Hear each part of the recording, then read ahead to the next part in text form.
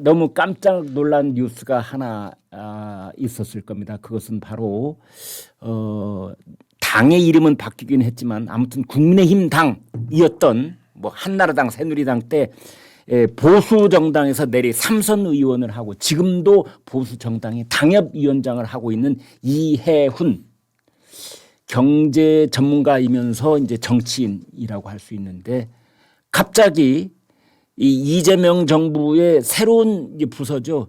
기획예산처. 예. 처라고 붙어 있지만 장관입니다. 거기 장관 후보자로 지명이 됐습니다. 깜짝 놀랐어요. 그래서 어느 저 여당인가 야당에서는 유주얼 서스펙트급의 반전이었다. 예. 아시는 분은 많이 아실 텐데 유주얼 서스펙트가 사상 가장 반전이 너무 뒤통수를 때렸던 예. 그런 영화로 많이 기억하지 그렇죠. 않습니까? 네, 네. 케빈 스페이시가 마지막에 이렇게 좀 힘 절뚝이던 다리를 딱 걷고 똑바로 걸으면서 딱 걸어가는 그렇죠. 마지막 장면 그렇죠. 예, 예. 네, 네. 야, 그러니까 그 뭐였죠? 아주 그 악마가 사실은 이 바보처럼 아무것도 모르는 척하던 케빈 스페이시였던 건가? 예. 이 사람이 완전한 모든 게 다 지어낸 거짓말이었고 네. 이 사람이 정말 그 뭐였죠? 이름이 갑자기 기억나지만 그 악마, 그거였다는 거에서 깜짝 놀랐던 그 영화처럼 아니 이 정부 이재명 정부의 예산과 경제 기획을 총괄하는 부서의 장관으로 이해훈 현재 심지어 국민의힘의 중성동 그 지역구의 당협위원장을 발탁해 쓴다. 너무 깜짝 놀랐다는 반응이 많았습니다. 네. 근데 그냥 깜짝 놀랄 정도의 파격 인사였다 해서 그쳤으면 사람들도 이거 신선하네 내지는 남의 진영 사람도 갖다 쓰네라고 할 텐데 문제는 그렇게 간단하지 않은 것 같습니다. 예. 그러면은 지금 이제 이해훈 그분이 예. 일단 장관 후보자로 지명하는 걸 수락했다고 봐야 되잖아요. 수락한 거죠. 네. 예. 이게 배신입니까? 아닙니까? 제가 보기에는 배신입니다. 배신 때린 거다. 저는 배신이라고 봅니다. 누구를 배신한 겁니까? 국민의힘이나 국민의힘을 지지하는 국민들을 배신한 것도 있고 더 구체적으로는 더 네. 직접적으로는 예. 얘기를 들어보니까 이 현직 당협위원장으로 오늘이 사실은 그 당협 워크숍을 하는 날이었어요. 네. 그래서 그 워크숍 준비하려고 오세훈 시장에게 축사도 받아서 녹화도 해놨고, 아이고. 그러니까 그 당원 특히 그 당협위원을 맡고 있는 그 지역구에 있는 당원들이나 그 이해훈 위원장을 믿고 그동안 같이 동지라고 생각했던 사람들 입장에서는 벙찌는 거네 진짜. 완전 벙찌는 거죠. 와. 최근까지도 그 당협위원장으로 사실은 이런저런 민원도 국민의힘을 통해서 좀 하고 그랬었다는데 물론 당협위원장으로서 민원할 수 있는데 예.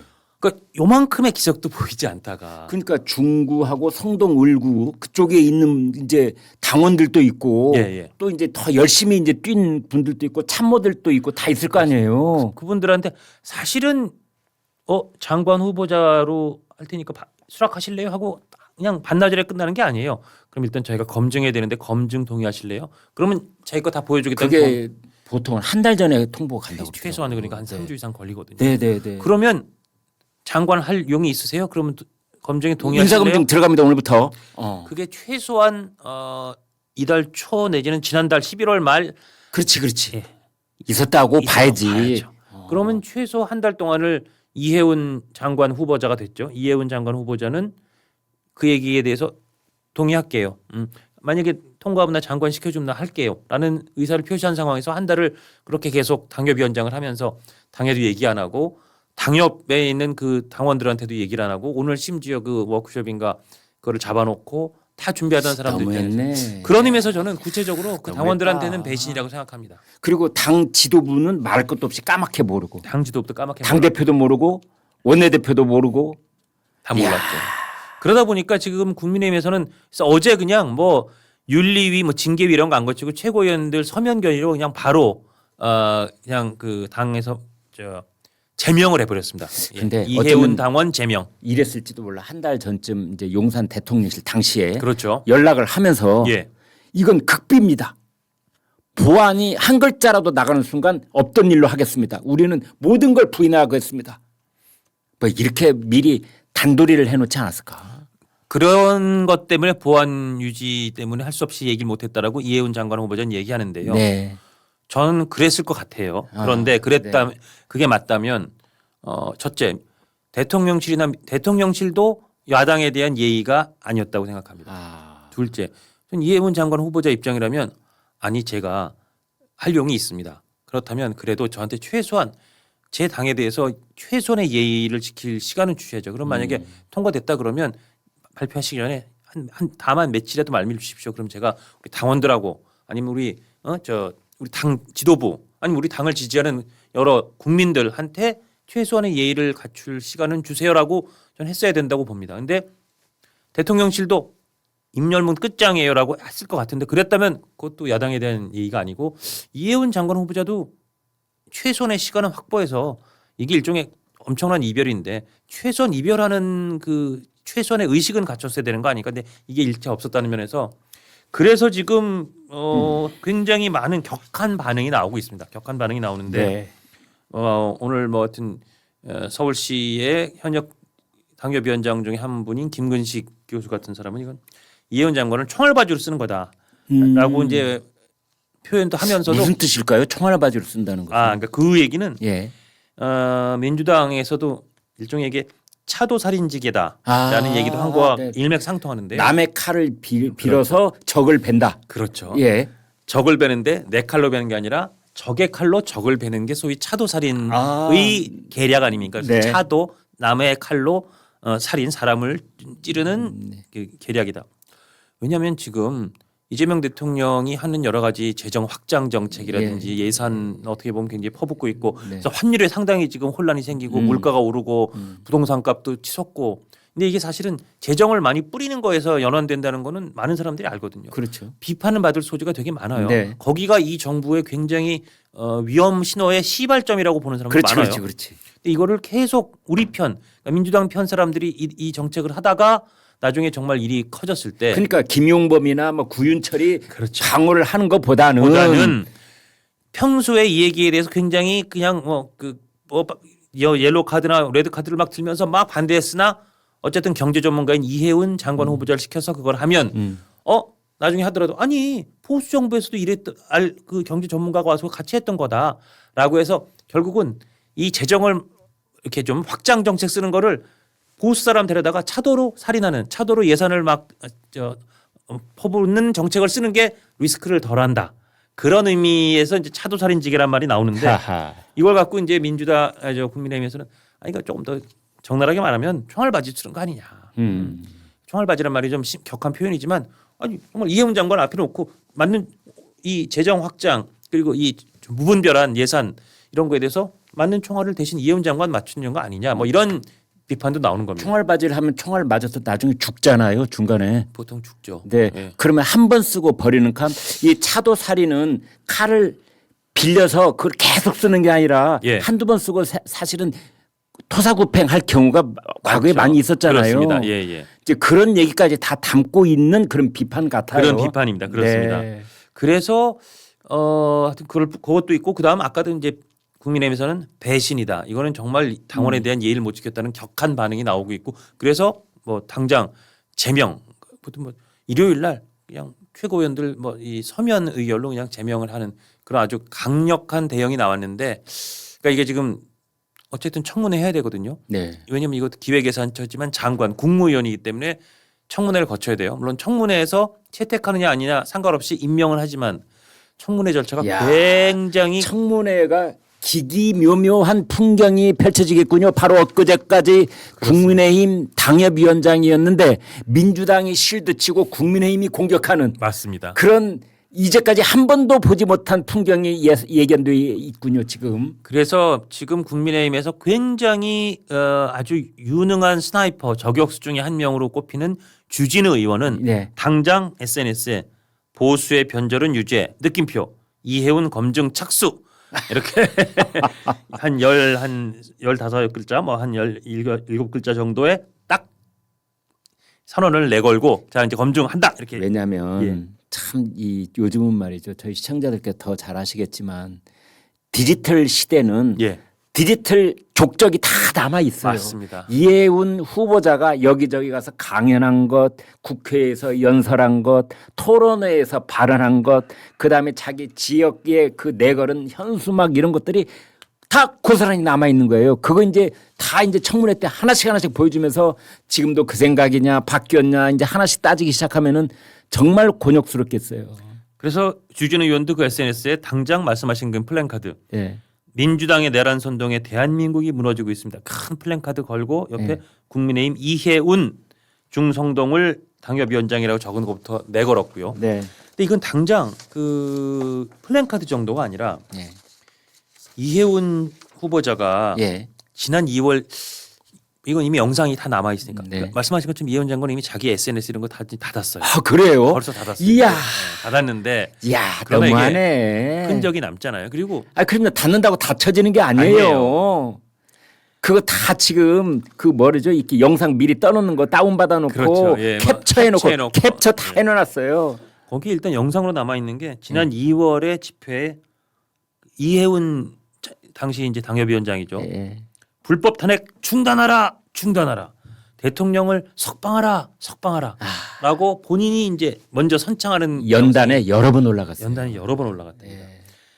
1월에 3월까지 연단에 그 특히 윤석열 대통령 탄핵 반대 집회 당시가 예. 올해 1월에서 3월이면 다 기억하실 거예요. 네. 탄핵의 찬발을 놓고 정말 격하게 맞붙었던 그 시절에 연단에 여러 차례 올라서 탄핵 소추 절차가 불법이다. 네. 그리고 나라를 흔드는 세력이 내란 세력이다. 이 얘기는 뭐냐?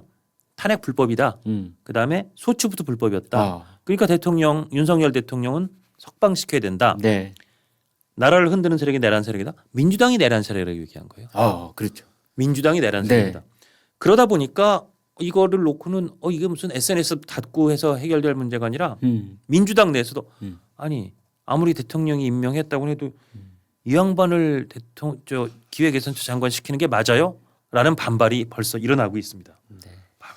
자 그런데 아무튼 이 문제는 저희가 지금 그냥 가볍게 넘길 수 도저히 없는 사안이어서 예. 조금 더 조곤조곤 따져보도록 그렇습니다. 하겠습니다. 예. 일단은 국민 여론은 어떨까요? 그러니까 일부에서는 예. 야 이거는 국민의힘 쪽에서만 이렇게 따지고 있고 우리 같은 방송에서는 이제 시시콜콜 따지고 있지만 국민들이 보기에는 그럴싸한 인사야라고 고기를 끄덕일 분도 많을 거야. 이런 의견도 있거든요. 저는 그럴 분들도 좀 계실 것 같긴 해요. 네. 예. 아니 그러니까 물론 말씀드린 것처럼 국민의힘 사람들도 격렬하게 네. 어떻게 이렇게 배신하고 네. 이렇게 뒤통수를 치고 아무 얘기도 안 하고 떠날 수가 있어. 오늘 네. 세미나까지 한다고 했던 사람이 이렇게 보는 사람도 있고 예. 민주당에서도 아니 어떻게 이렇게 내란을 소위 그들이 말하는 계엄을 내란이라고 규정한다면 그 내란을 찬성하고 소위 윤어게인과 별 다르지 않은 얘기 했던 사람을 장관시킬 수 있어. 네. 양측의 반대 세력이 있지만 네. 근데 이제 중간에 이렇게 널리 분포하는 소위 중도층에서는 아니 그렇게 저쪽 보수 진영 쪽 사람 갖다 쓰고 하는 거 실용 인사고 뭐 일종의 광폭 인사고 그 괜찮은 거 아닌가? 이런 참신한 인사 대통령이 이재명 대통령 오랜만에 저런 탕평 인사를 했네라고 보는 사람도 있을 수 있죠. 제가 볼 때는 이재명 대통령이 지금 저희가 좀 이따 다루겠지만 김병기 원내대표 논란을 비롯한 여러 가지 사실 악재 때문에 네. 지지율이 지금 따라 떨어지고 있잖아요. 네. 여기서 제가 볼 때는 한번 이렇게 또 한번 반전 카드를 던진 것이다. 그렇습니다. 자, 이거 어때 하면서 던진 것 같아요.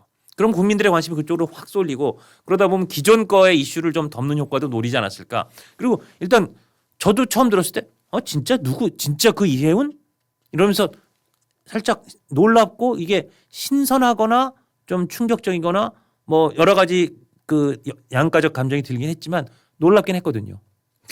자 그런데 말이죠. 예. 저는 민주당이 이른바 논리적 모순에 휩싸여 있다고 보는 이유가 예.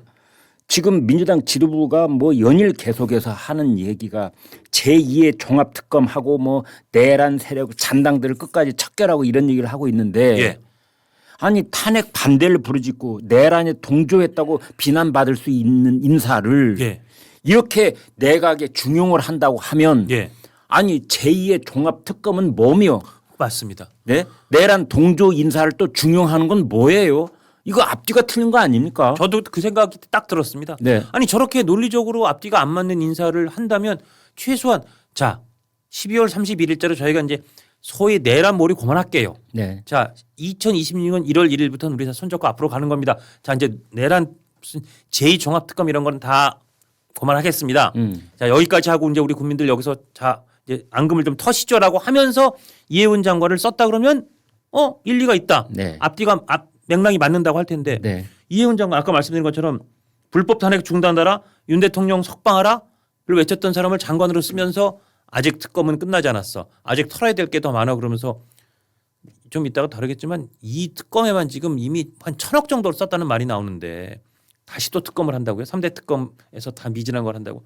이건 앞뒤가 안 맞아요. 너무 안 맞죠. 제2종합특검을 하면 예. 첫 번째로 참고인 조사를 받아야 될 사람이 바로 이해훈 후보자 아닌가 뭐 이런 댓글도 있었어요. 그렇습니다. 그런 댓글도 나오고 아니 왜냐하면 지금 또 총리실에서 각 부처별로 네. 소위 그 내란 관련된 태스크포스를 만든다고 하는데 물론 기획예산처는 지금의 이제 재정경제부에서 떼서 가겠죠. 기획재정부에서 예, 떼서 예, 이제 예. 기획예산처와 재경부로 나누니까. 예. 그러나 그 공무원들도 재경부에서 했을 때 TF 대상이 된다면 예를 들어서 기획예산처의 그 TF의 총괄은 이해운 장관일 될 텐데 네. 이해운 장관이 그 TF라는 게 어떻게 TF를 운영할 수 있어요? 앞뒤가 안 맞는 거 아닌가? 아. 그리고 이런 식이면 오늘 이기인 개혁신당 사무처장 우리 여기 패널이기도 예. 한 방송 나와서 이럴 거면 전광훈 목사도 종교 담당 장관 시키고 전남길 강사도 사교육 근절대책위원장 시키면 되는 거 아니냐? 그러니까 이런 식의 어떻게 보면 약간의 예. 희화와 비아냥 아. 이런 얘기 앞에서 사실은 조금 그러니까 범여권의 전체적인 이 설득력이 좀 떨어질 수 있죠. 저는 그래서 당장 저희 내란몰이의 탄력이 좀 떨어질 수 있다고 생각합니다. 자, 지금 말씀 이제 예. 저희 시청자들께서 듣고 계신데 그런데 천하람 개혁신당 원내대표가 예. 좀 다른 방향에서 어프로치를 하더라고요. 예, 뭐냐면 이런 겁니다.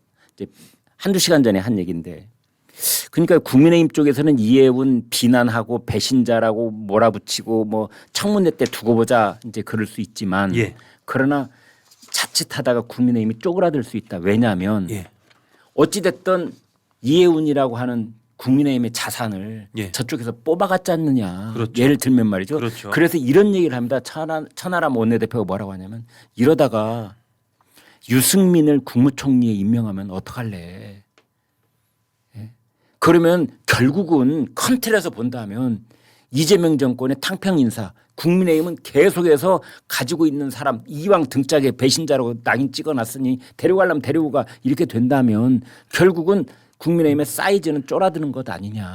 전 그 우려에도 일리가 있다고 생각합니다. 네. 지금 굉장히 논란이 많지만 논란이 많은 만큼 일단 국민의 시선을 잡아끄는 데 성공했어요. 이해운 지명으로. 그렇죠. 천하람 원내대표 우려나 저 분석처럼 차기 총리 이를테면 김민석 총리를 내년에 원내대표 당 대표 내보내면서 네. 차기 총리를 유승민 지명 이 기세만 할 수도 있어요. 하지 말라는 법이 하지 말라는 없어요. 법이 지금 없어요. 이걸로 봐서는 그러다 보면 진짜 국민의힘은 계속 자기 영토를 잃고 쪼그라들고 잘못하면 어떻게 하다 보면 이 민주당이 소위 범보수와 진보와 중도 보수까지 아우르는 굉장히 그 중도 진보 국민 정당인 것처럼 이렇게 확산되는 그런 상황이 올 수도 있겠다. 네. 그런 우려, 그런 의미에서는 이 대통령의 이해운 포석이 아주 다층적인 여러 가지를 노린 전략적인 한 수인데 저 한 수를 저는 일단 당장 제명으로 받은 국민의힘의 입장이 이해가 안 되는 건 아닙니다. 네. 그 배신감 그리고 그 뒤통수를 때린 이해운 여기서 제명이란 건 잘라냈다 그런 잘라냈다. 뜻입니다. 예, 네. 예, 예. 제명이 대통령 이름하고 발음이 비슷해가지고 제명이다. 어이제. 그렇긴 하나 이게 정말 대통령의 저 이해운 포석 그다음 나올 포석을 전략적으로 머리에 두면서 대응해야겠다. 그 어떻게 보면 이 경각심은 가져야 될 타이밍이 된 것 같습니다. 네. 그런데 저는 또 이제 아주 인간적인 측면에서 궁금한 게 이런 게 있습니다. 이해훈 후보자가 어제 무슨 얘기를 했냐면 이제 이게 공식화되면서 막 나온 반응이 그런 거예요. 예. 이재명 대통령의 국정 철학과 경제 정책에 깊이 공감한다라든지 예. 저와 똑같다 뭐 이런 말을 했어요. 그래서 궁금해지는 게 언제부터 공감했지?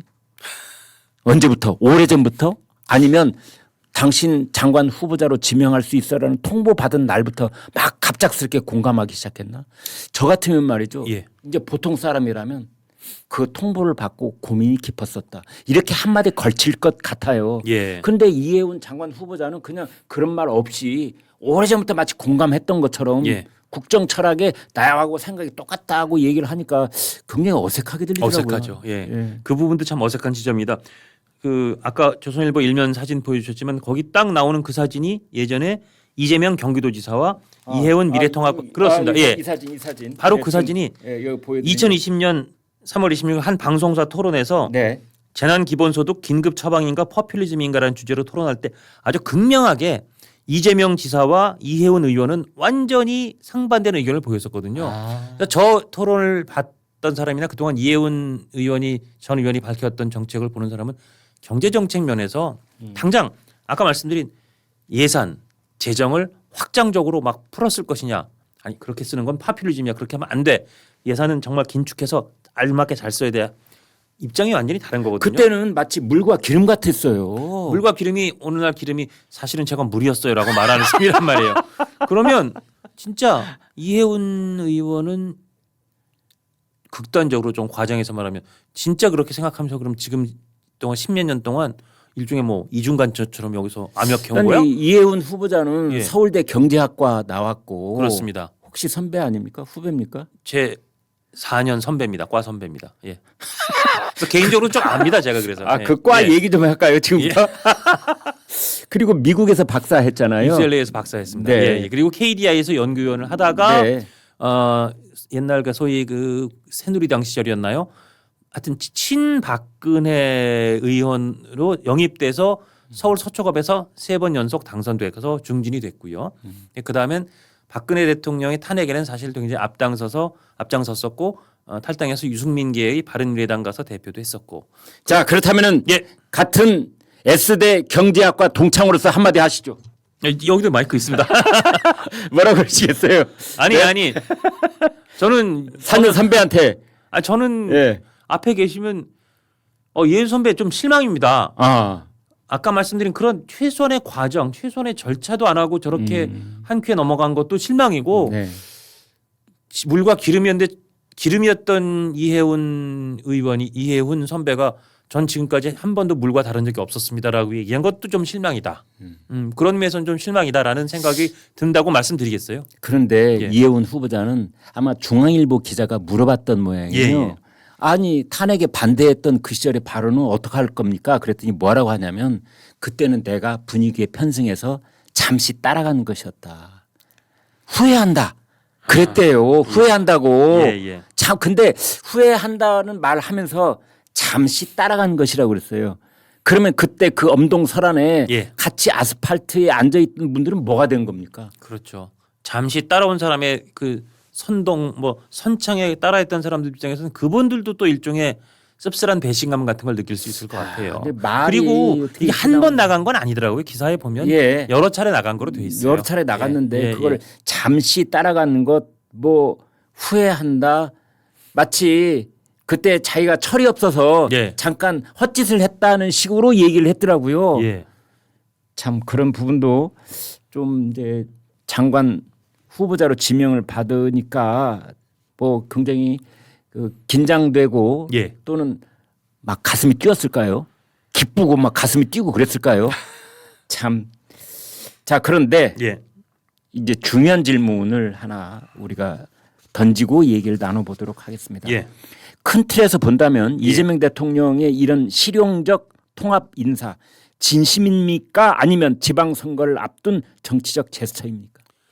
지금 이해운 장관 후보자 지명뿐 아니라 여러 가지 이번 인선이 지방선거를 앞둔 굉장히 전략적인 인사라는 분석이 나오고 있습니다. 네. 저도 이쪽에 한 표를 던지고 싶습니다. 물론 예. 명분은 대통령이 이렇게 포용과 통합과 탕평 인사를 한다라는 거로 내세우고 싶겠지만 실제로 보면 네. 이해운 장관 지명자도 서울에서 아까 말씀드린 서초갑에서 삼선했으면 사실은 서초갑이라고 하면 서울 중에서 특히 소위 국민의힘의 정서가 좀 강한 지역에서 국회의원을 한 사람이에요. 그렇습니다. 서울시장에도 한번 도전한 적이 있었어요. 네. 그러니까 서울에 상당히 정치적 지분이 있는 정치인이에요. 네. 이분이 또 마산 출신, 그러니까 PK예요. 네. 지금 이번 지방선거에서 민주당이 가장 신경 쓰는 지역이 어디죠? 서울과 부산 아닙니까? 그렇습니다. 다른 곳을 이겨도 서울시장을 지고 특히 서울시장이 부산시장까지 지면 절대 지방선거를 이겼다라고 말하기 어려우니까. 네. 그래서 부산시장은 전재수 해양수산부 장관을 공을 들여서 키우고 있다가 네. 통일교에 유탄을 맞고 지금 장관에서 낙마했잖아요. 네. 그래서 새로 좀 부산에도 부산 출신의 해양수산부 장관을 시키겠다. 부산시장을 이재명 대통령이 그랬어요. 그랬습니다. 아무튼. 네.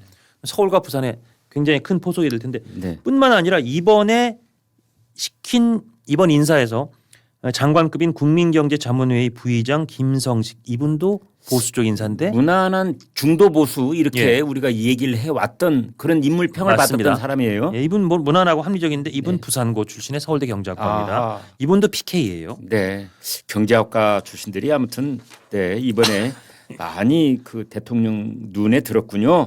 그런 모양입니다. 예. 네. 그러니까 이러다 보니까 지금 하는 인사들이 전재수 장관은 낙마했지만 그리고 차기 해양수산부 장관도 부산 사람 시킨다. 예, 그리고 PK 출신의 아주 파격적인 이해운 장관 후보자 국민경제자문회의 부의장 이번 지방선거에 대해서 대통령이 굉장히 집요한 전략적 포석을 하는구나 네. 이런 생각이 들 수밖에 없죠. 이거는 뭐 네.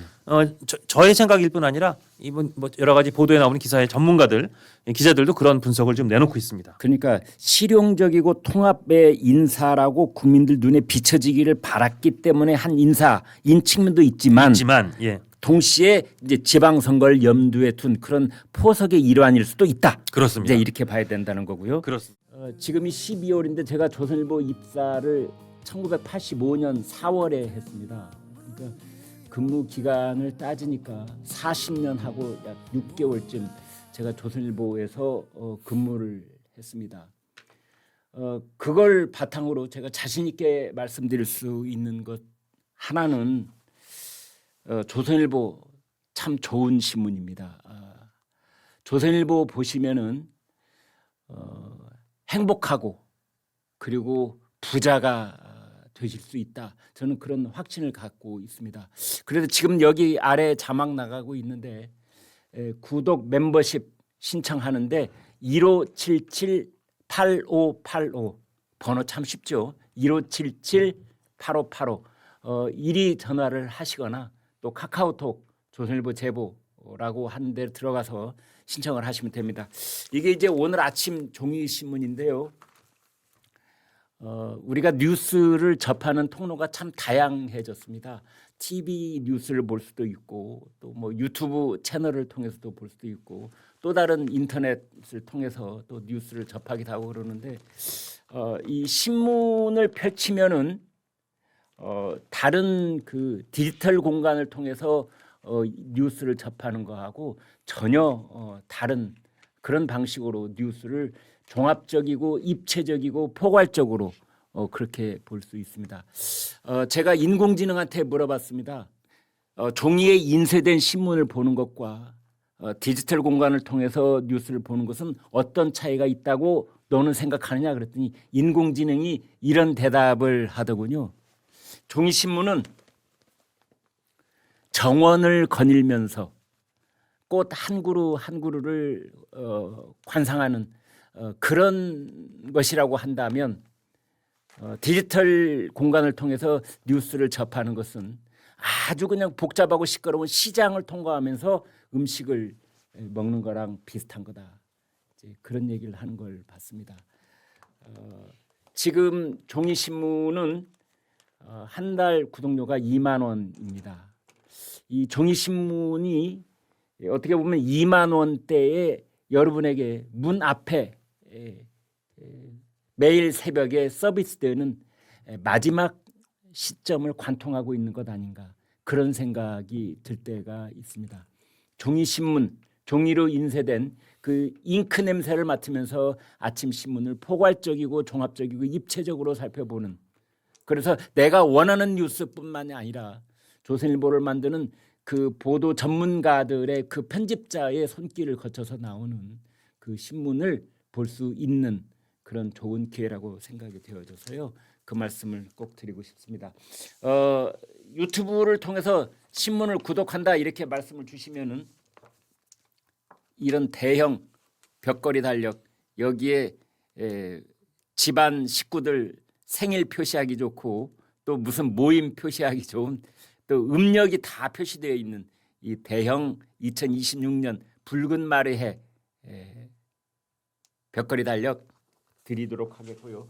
또 하나는 2만 원짜리 책 한 권 드립니다. 이 책은 하루 10분 글쓰기가 쉬워지는 신문 필사 이 책 양장본으로요 아주 고급지게 만들었습니다. 그래서 하루에 10분씩 여기에 나와 있는 선별되어 있는 정연된 문장의 글을 필사를 하시면 저희 시청자 구독자들께서도 여기에 쓰여 있는 이 문체와 거의 비슷한 수준의 글쓰기가 가능해진다 하는 바로 이 책입니다. 시중에 지금 절찬리에 인기를 누리고 있는 이 책 바로 드리도록 하겠습니다. 그리고 신문을 구독하시면은 조선일보 멤버십 가격이 절반으로 떨어집니다. 그 전까지 말씀을 드렸습니다.